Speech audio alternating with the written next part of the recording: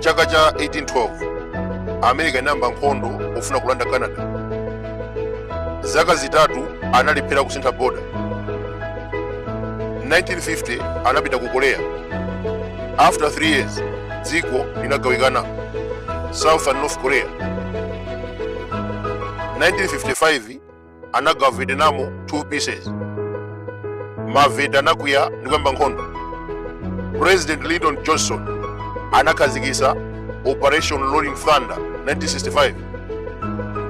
Amapulisa Vietnam ngati muja kuchitira ku Iran. Mabomba olemera 864,000 tons anaponyedwa mu zaka zitatu. Kodi anapindulanji? President Ho Chi Minh amabisa kumphanga imana kumba pasi pa phiri. In addition, mabomba anabwesa mkwiyo ndi kuzalisa dziko. By 1975 America inagonja ndi kuthawa ku South Vietnam chifukwa iwowa anapita ku Korea 1950 analanda South Korea. 1955 anapita ku Vietnam analanda South Vietnam. Leronso tikwamva kukamba za Kaki Island imene ija ili ku South Iran.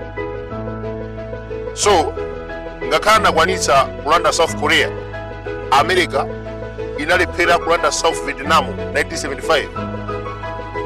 Osachedwa tamumva Donald Trump ndiphulisa chilichonse ku Iran. Zimenezi sizachilendo tinazoonapo ku Vietnam. Adaphulisa chilichonse kumasana ndi bomba.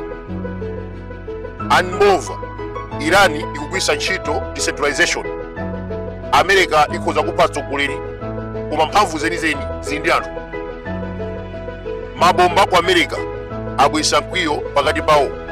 Tiyerekeze kumayo kuno dziko lina lake ngati Zambia kapena America ayambe kupulisa mabomba ndikumaphwasula minda, mapiri, nyanja ngakhale Capitol Hill.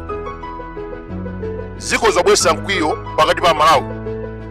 So ku Vietnam pamene America inakhazikisa Operation Rolling Thunder 1965 dziko linagwirizana tithane ndi America.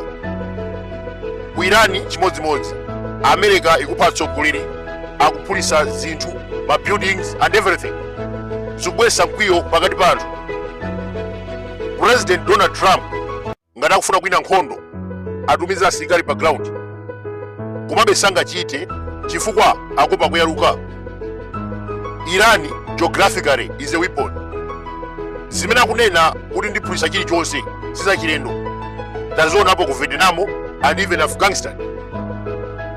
Atamaliza kupha anthu analephera kulanda bomba.